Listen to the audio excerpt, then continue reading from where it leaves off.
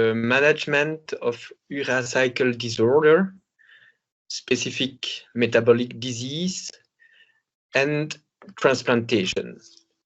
During the talk, we will review the available transplantation for this kind of disease. So I am a pediatrician specialized in hepatology. I work in Clinique Universitaire Saint-Luc in Brussels, where we perform more than 30 liver transplants a year.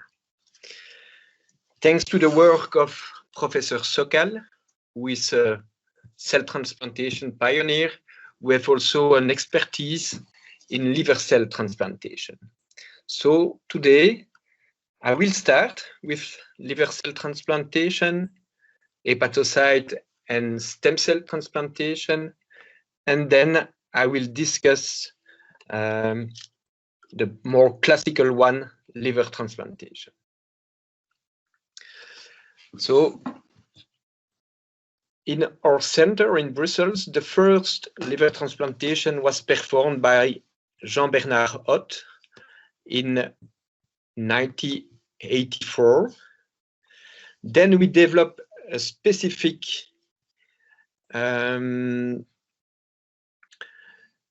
liver transplantation, living donor liver transplantation, and progressively, because of lack of donors, because of a heavy procedure for a single enzyme defect, we developed hepatocyte infusion, moved to liver cell transplantations, liver stem cells transplantation,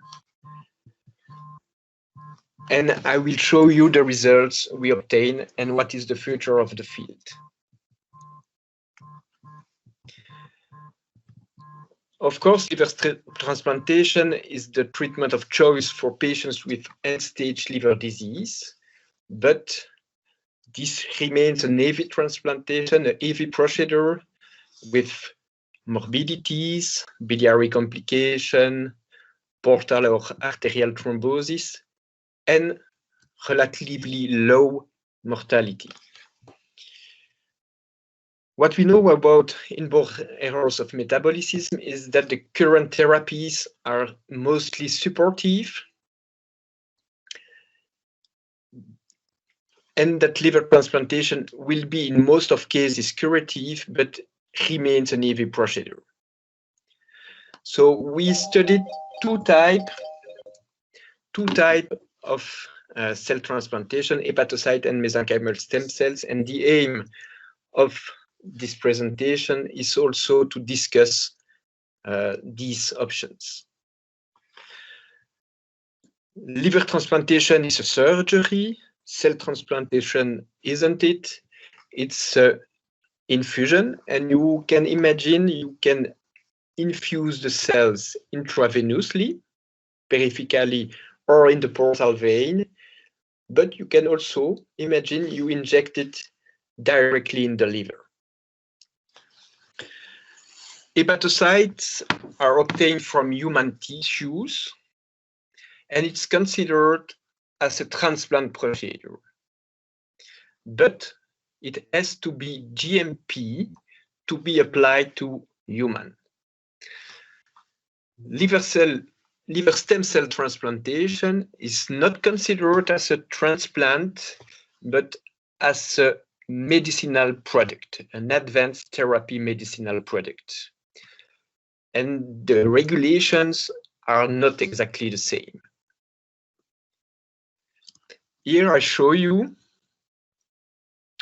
how we can obtain first liver cell hepatocytes. So you receive a liver, you perfuse it in the portal vein, first to rewarm the liver, and then with collagenase, which will enzymatically destroy the junctions between cells. You obtain a suspension, you wash it, and this suspension at the end is considered as a hepatocyte suspension, but not 100% hepatocyte. You have also other kinds of cells inside. When you have your cells, after collagenase perfusion, you can store these cells and thaw them when you need it, or you can infuse them freshly. In the first time, the cells were infused intraportally. This means you need a catheter in the portal vein placed by an interventional radiologist. How to obtain liver stem cells? It's quite the same. You have also the liver. You obtain your hepatocyte suspension, liver cell suspension, and then by culture, you will progressively, in specific medium, you will see cells appearing in the culture. And these cells were characterized and have both mesenchymal properties, but also hepatic properties. If we come back to the hepatocyte transplantation, liver cell transplantation, in our center, we were able to transplant the patient with a ornithine transcarbamylase deficiency. And this patient received cryopreserved thawed cells. That's much more easy to have a bank to plan your infusion, of course. And this patient, we were able to demonstrate urea production post-liver cell transplantation. In another patient with a urea cycle disorder, erginosuccinate lyase deficiency, we were also able to demonstrate a metabolic effect, but we were able to demonstrate that the cells infused in the patient, which were male cells in post-liver cell transplantation biopsies. If the cells of the donor were discovered, we were also able to demonstrate an enzyme activity. Hepatocyte transplantation was also performed by other teams in the King's College, but also in Germany, and they had quite the same effect. And we can say that this technique could be considered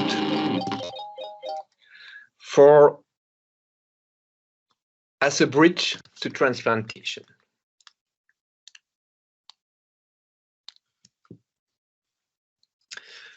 So liver cell transplantation as a metabolic effect can be considered as a bridge to transplantation, but we also know that this is really difficult to implement it, notably because of the GMP requirement, but also because of the poor quality of cells after cryopreservation.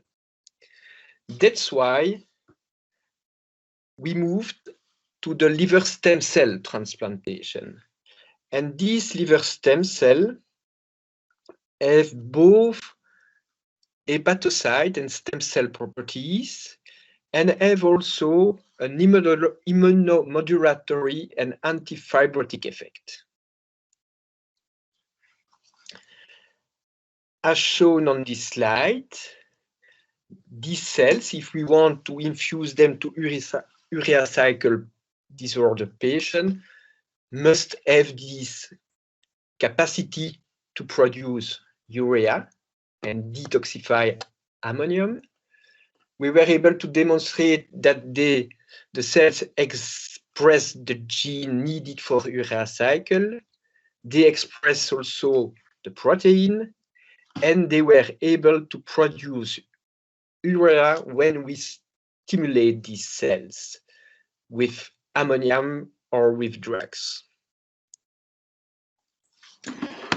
These cells were used in a phase 1-2 study for Crigler-Najjar disease, but also for urea cycle disorder.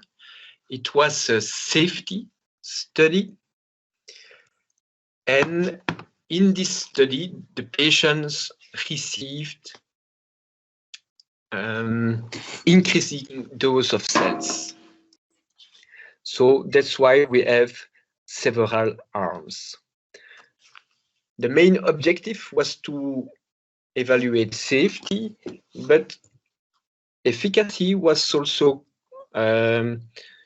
evaluated thanks to a specific BRAVE test measuring the production of urea. Here are the patients who received the cells. As you can see, there were 5 patients with urea cycle disorder, 4 patients with the most classical one, ornithine transcarbamylase, and 1 patient with aeruginogenase deficiency. This patient received immune suppressive drugs to avoid possible rejections of cells, but also an anticoagulant treatment, as we know that these cells express tissue factor and expose the patient to thrombosis risk. Thrombosis risk possibly causing consumption of clotting factors. This patient received a combined anticoagulant therapy, heparin, which was added to the cell suspension, and bivalirudin, which is a direct antithrombin drug. As you can see on this table, when we use more cells, we infuse more tissue factor, and you expose the patient to thrombosis or to hemorrhagic disorder.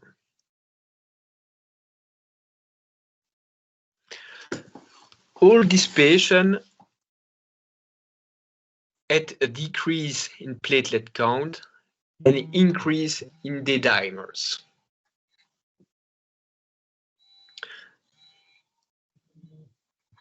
Sorry, I just have to answer. Allô? Oui, je suis en réunion. Je peux te rappeler quand tu es en webinaire. Merci. Sorry. So, sorry, excuse me. So, all these patients had a decrease in platelets and increase in D-dimers, showing that the activation of coagulation was indeed related to the cell infusion. The only way to control it is to infuse less cells or cells with anticoagulation. What about the efficacy of the liver stem cell transplant? The team was able to show that there is a urea production thanks to this specific urea BRAVE test. We were not the only team to study liver stem cell. A team from Italy, from Marco Spada, developed also the same type of stem cell therapy, using also cells coming from liver, but here from liver biopsies. And again, after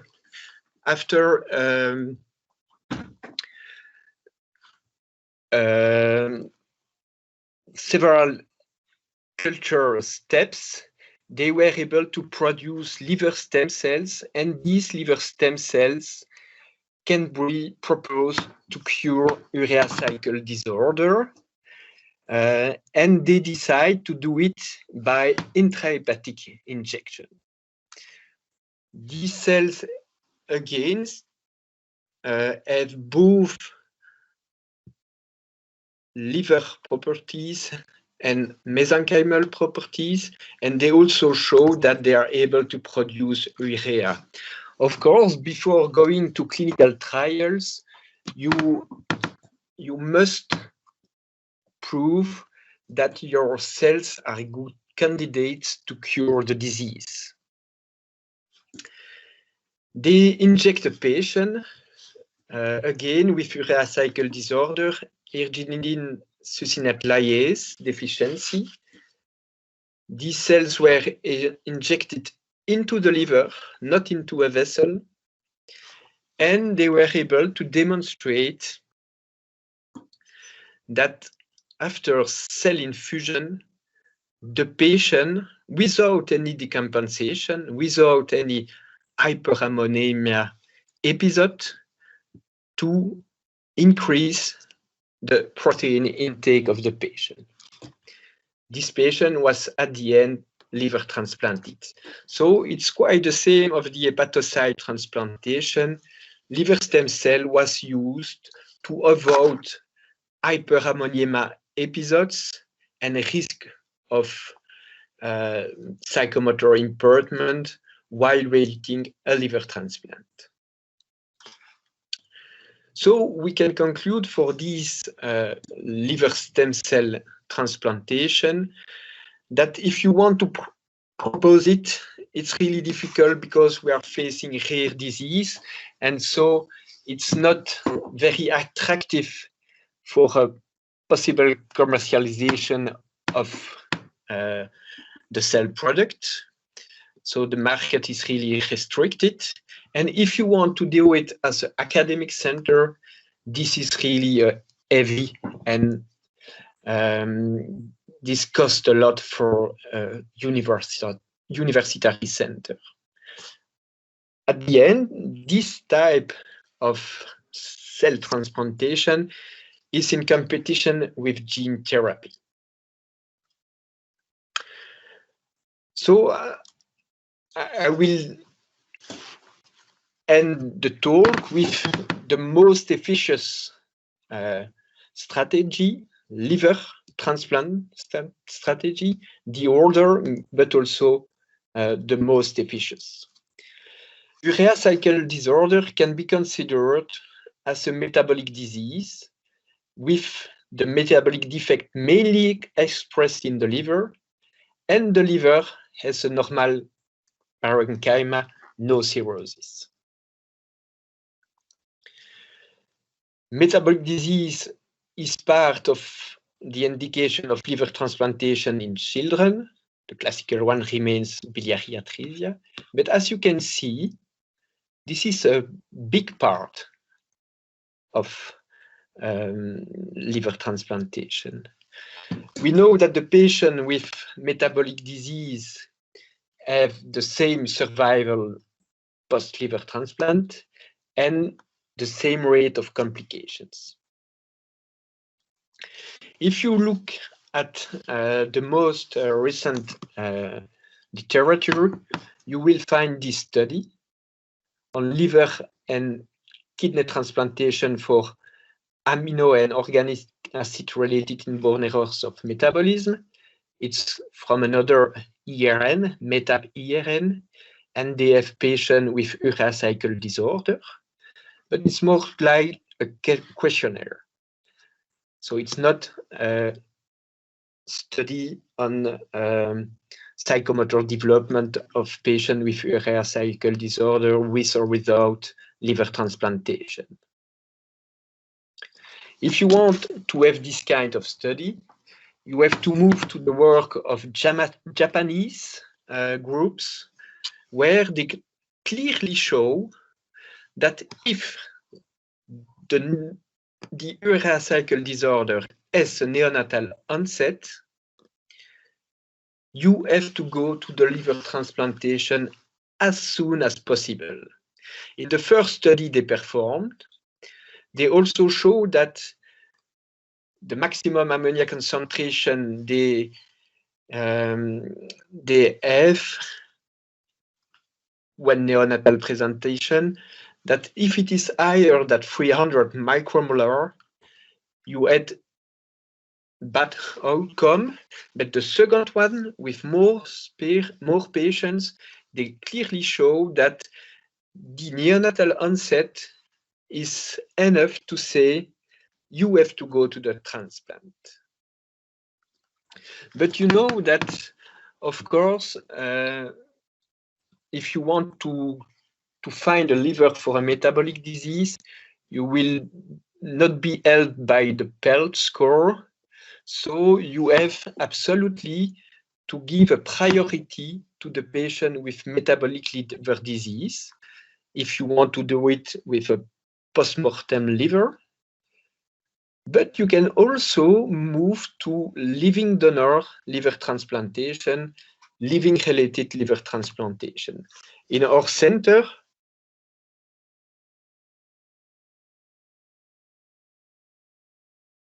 only way to propose liver transplantation to these patients. Living donor liver transplantation is increasing in the world of transplantation in pediatrics. If you use related living donor, you have also to know what will be the effect of heterozygous donor, and most of the urea cycle disorder are inherited from an autosomal recessive manner, except for the ornithine transcarbamylase enzyme deficiency. And in this patient, you have probably to avoid the maternal donor.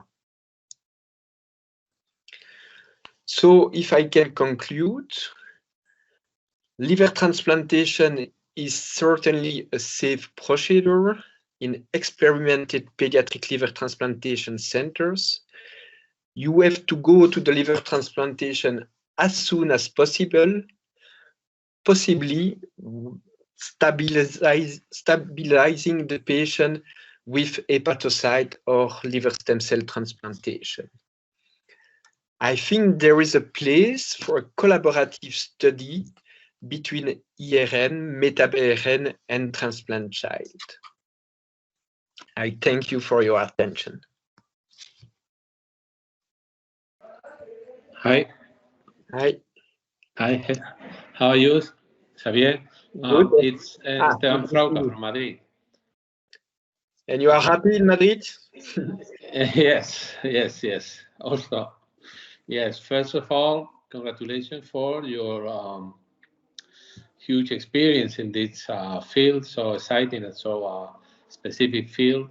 And congratulations for your presentation today. So it's I think it's one of the reasons this kind of topics are one of the reasons because European reference networks were created just to encourage centers to collaborate and to can start projects, ambitious projects. So it's really interesting your proposal of collaboration between different RNS in this in this field.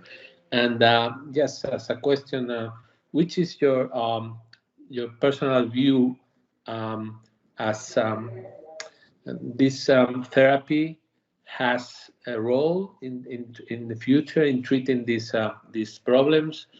Which is your personal view?